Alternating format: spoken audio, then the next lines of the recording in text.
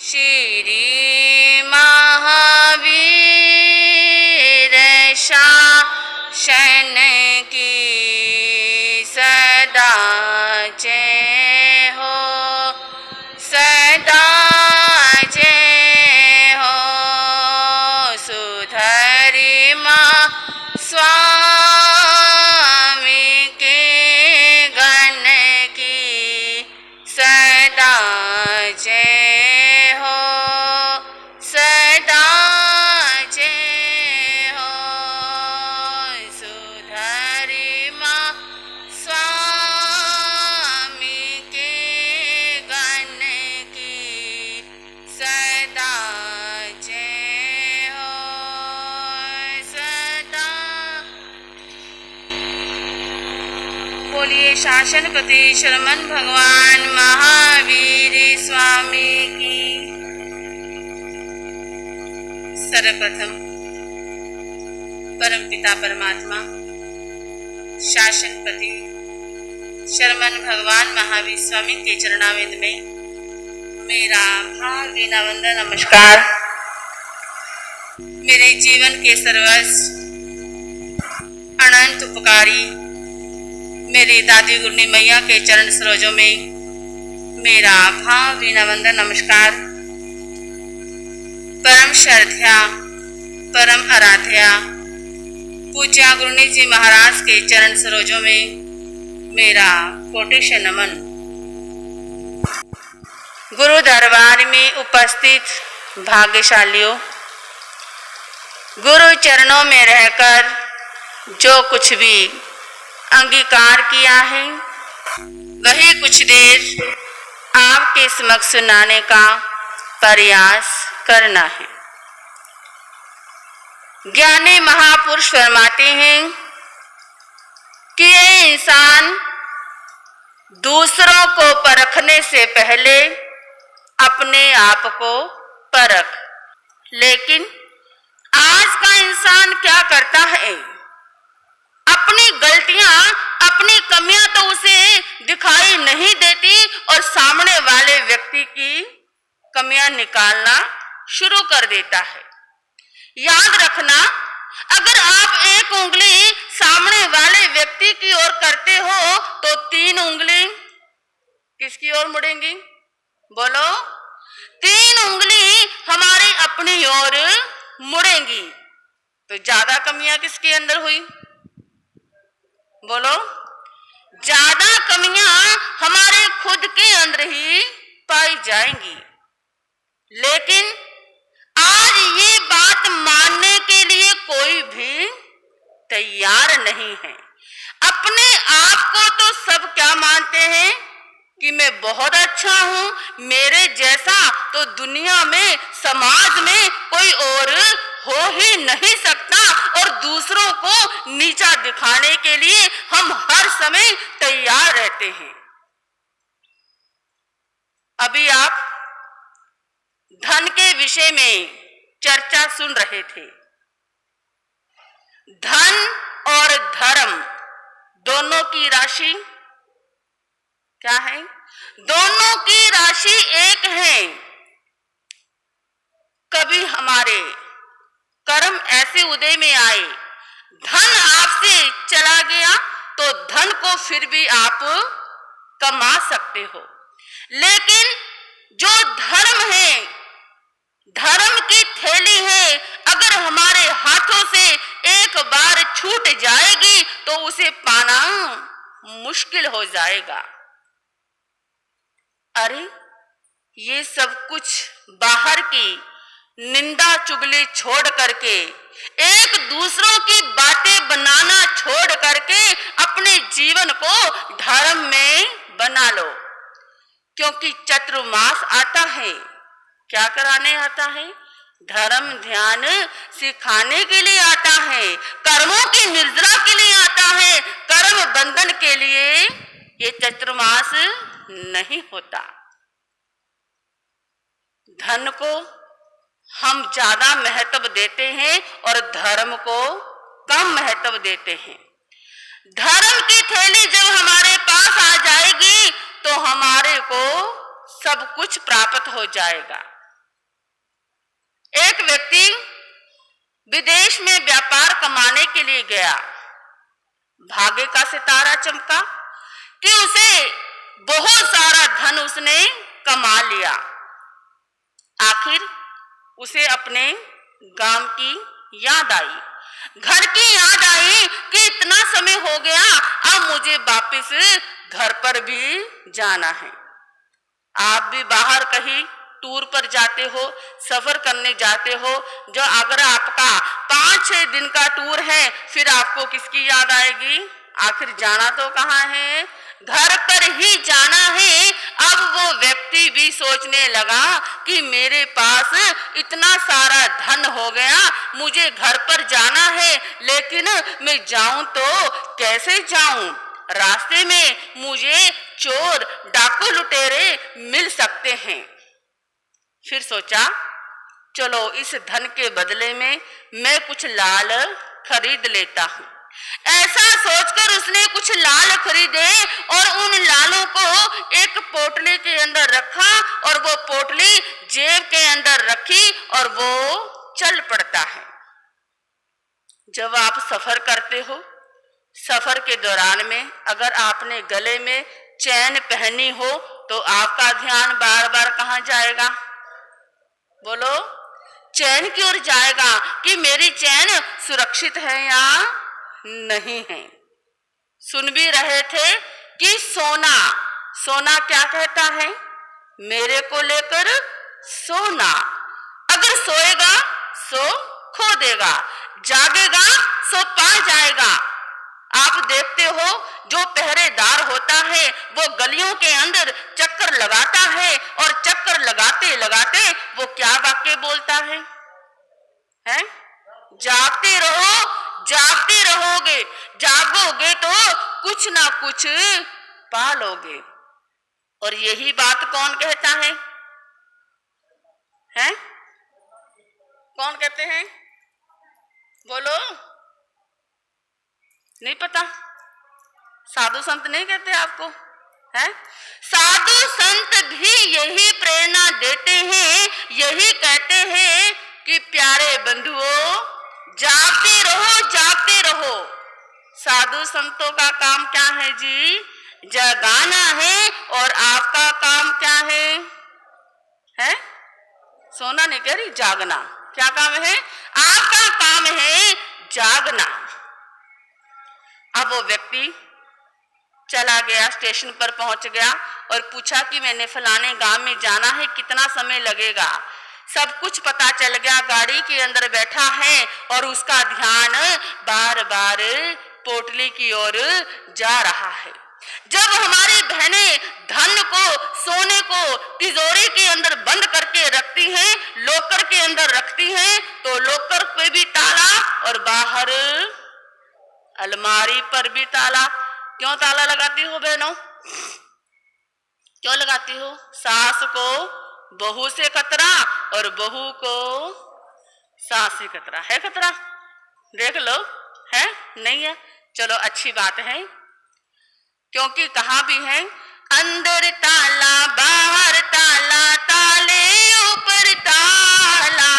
अंदर ताला, अंदर ताला बाहर ताला, ताले ऊपर ताला। अंदर गोदरेज की अलमारी पर दीवाना है लाला। अंदर ताला, गोदरेज की अलमारी पर दीवाना है लाला। अंदर ताला, अंदर ताला बाहर ताला, ताले ऊपर ताला। अंदर तो ताला ही क्या बना हुआ है? लाला बना हुआ है। अब वो व्यक्ति गाड़ी के अंदर बैठा है और उसी गाड़ी के अंदर एक चोर भी बैठा है। चोर ने सामने वाले व्यक्ति को देखा कि अरे इसके पास कुछ ना कुछ धन है, क्योंकि इसका हाथ बार बार जेब की ओर जा रहा है। अरे ये धन मैं लूं तो आखिर कैसे लूं? ऐसे तो मिल नहीं सकता। और कैसे मिलेगा सुरेंद्र भाई?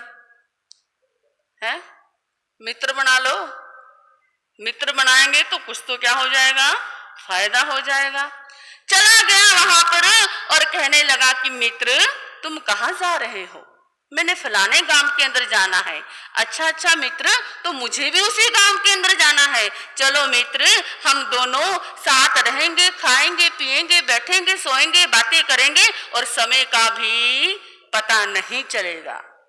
अब वो मित्र को समझते हुए देरी नहीं लगी कि ये मेरे पीछे नहीं लगा, ये किसके पीछे लगा है?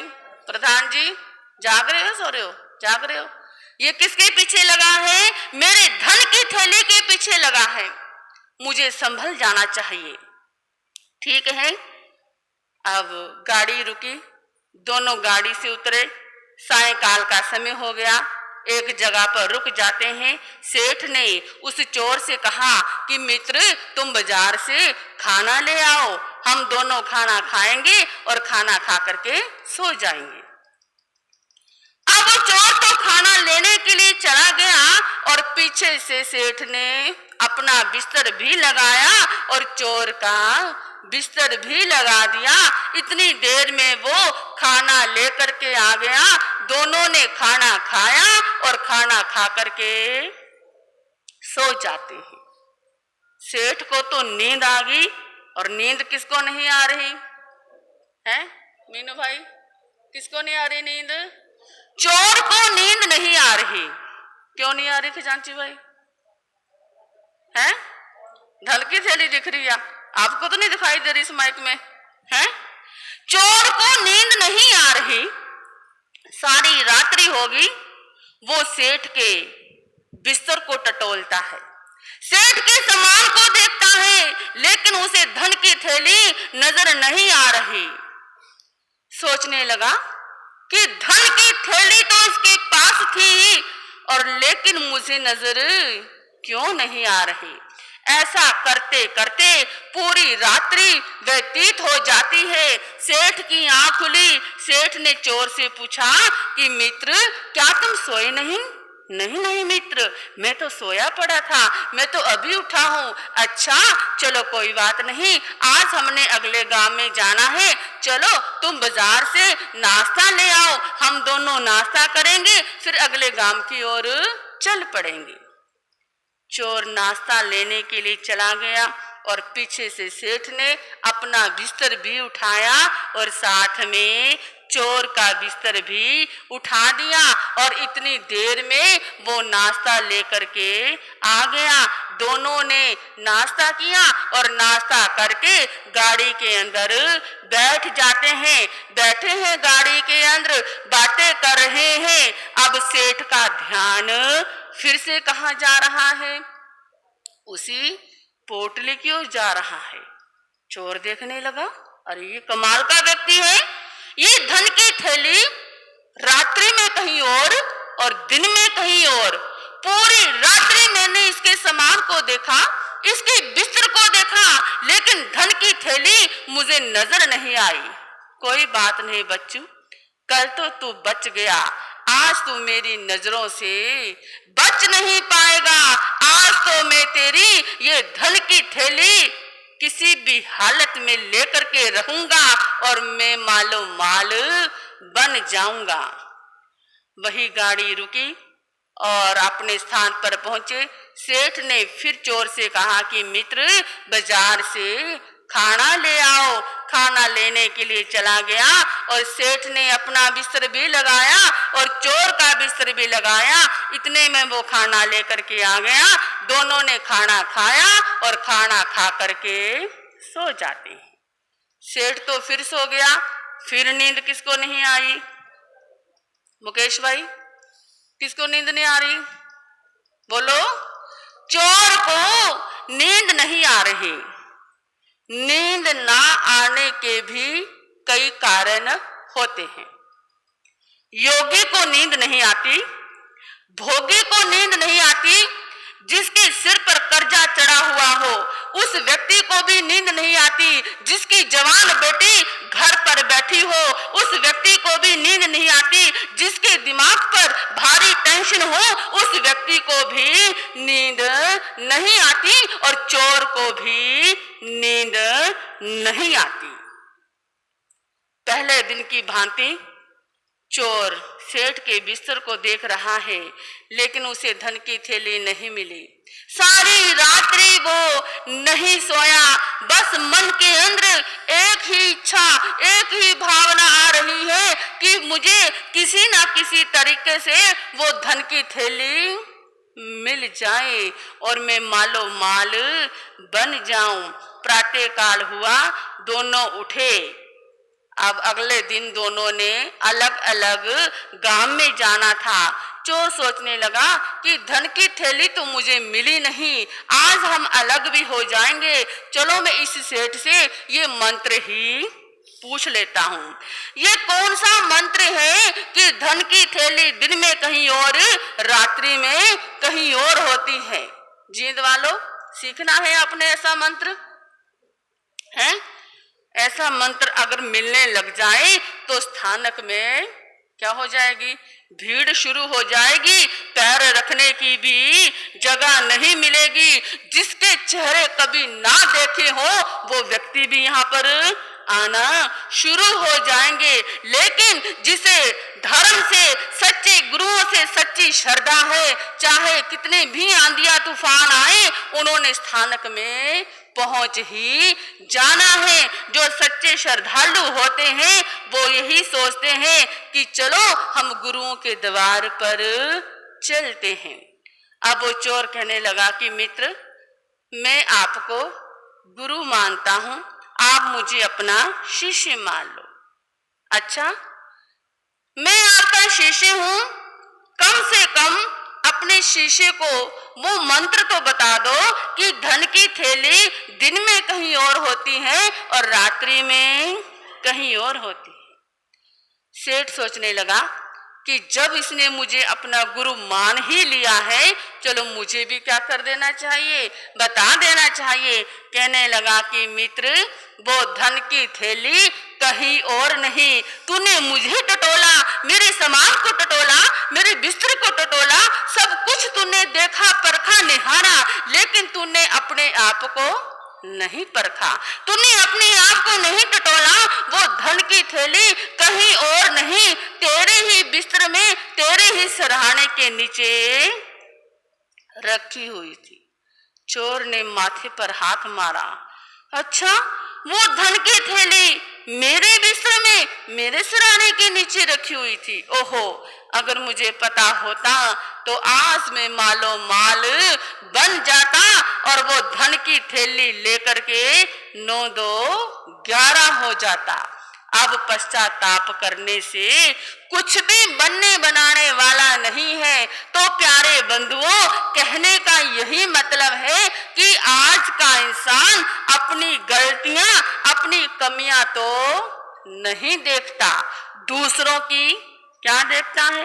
दूसरों की कमियां, दूसरों की गलतियों को हर समय परखता है कि उसने वैसा किया, उसने ऐसा किया, उसने ऐसा किया तो क्यों किया। अगर हमारे मन से ये सब भावनाएं खत्म हो जाएं तो हमारे परिवार में, समाज में एक शांति का वातावरण बन जाए। तो हमने अपने आप को निहारना है, अपने आप को परखना है, अपनी गलतियों को निकालना है। हम हर समय यही प्रार्थना करें कि हे प्रभु, जो मेरे जीवन के अंदर कमियां हैं, जो मेरी जिंदगी के अंदर गलतियां हैं, वो कमियां मेरे जीवन से दूर हो जाए और कोई हमारी कमियां बताए, इससे पहले हम स्वयं ही अपनी कमियों को खत्म कर ले। इससे हमारा परिवार और समाज के अंदर नाम रोशन होएगा। अगर हम इस दुनिया से चले भी गए तो समाज वाले, परिवार वाले हमारे को यही कहेंगे कि वो फलाना व्यक्ति क्या था, न्याय प्रिय था, वो फलाना व्यक्ति समझदार था कि उसने समाज के अंदर ऐसा काम करके दिखाया कि लोग उन्हें आज भी याद करते हैं, ये सब हमारे ऊपर ही निर्भर है कि हमने कैसे रहना है, कैसे अपने जीवन को व्यतीत करना है। जैसा हम बनाएंगे वैसा ही हमारा जीवन बनता हुआ चला जाएगा। ये चतुर्मास की मंगलमय पावन बेला चल रही है और आप प्रवचन का लाभ ले रहे हो। जो महानुभाव यहाँ पर आते हैं उनका बहुत बहुत साधुवाद है। जो नहीं आते हैं उनको भी क्या करना जी, प्रेरणा दे करके लेकर के आना, और जो आए हुए हैं उनसे भी कहना है कि वो भी अपना क्या बनाए जी, प्रवचन का रूटीन बनाए। अभी तो चतुर्मास स्टार्ट ही हुआ है। आपको कहानी भी सुनाई जाएगी, एक लंबी कहानी भी सुनाएंगे, और भी जो भी आपकी इच्छा होगी वैसा ही सब होगा।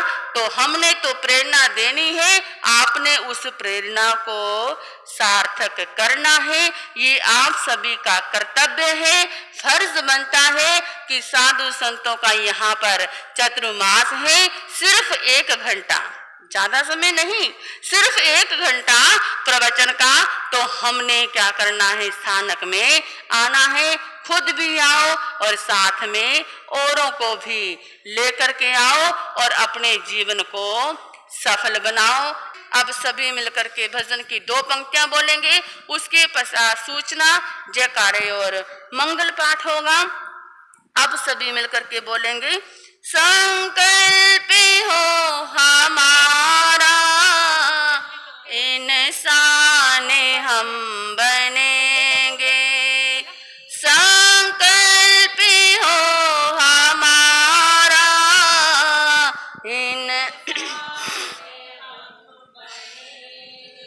इंसान बन गए तो भगवान भी बनेंगे, इंसान बन गए तो भगवान भी बनेंगे, संकल्प हो हमारा इंसान हम बने जाएगी। बोलिए शरमन भगवान महावीर। आचार्य स्मरण पूज्य गुरुदेव श्री आत्माराम जी महाराज की। आचार्य स्मरण पूज्य गुरुदेव श्री आनंद ऋषि जी महाराज की। आचार्य स्मरण पूज्य गुरुदेव श्री देवेंद्र मुनि जी। वर्तमान आचार्य सम्राट डॉक्टर श्री श्री मुनि जी महाराज की। आगम रत्नाकर उत्तर भारती प्रवर्तक पूज्य गुरुदेव श्री सुभद्र मुनि जी। शासन प्रभाविका प्रवर्तनी पूजा गुरुनी महासाध्वी श्री कैलाशवती जी। संयम सिद्धेश्वरी महासाध्वी श्री कुसुम प्रभा जी महाराज की। श्रमणी गौर महासाध्वी श्री शक्ति प्रभा जी महाराज की। जैन धर्म की, संसार के सभी महान पुरुषों की। श्री चतारी मंगलम, अरिहंता मंगलम, सिद्धा मंगलम, साहू मंगलम, केवली पुनतो धम्मो मंगलम। चतारी लोकतमा, अरिहंता लोकतमा, सिद्धा लोकतमा, साहू लोकतमा, केवली पुनतो धम्मो लोकतमा। चतारी शरणं पौयामि, अरिहंते शरणं पौयामि, सिद्धे शरणं पौयामि, साहू शरणं पौयामि, केवली पुनतो धम्मं शरणं पौयामि। अरिहंता जी का शरणा, सिद्धा जी का शरणा, साधा जी का शरणा, केवली परूपी दया धर्म का शरणा। ये 4 शरण दुख हरण जगत में, और न शरणा कोई होगा। जो भव प्राणी करे आचरण, उसका अजर अमर पद होगा, उसका सदा ही मंगल होगा। बोलिए शांतिनाथ भगवान की जय।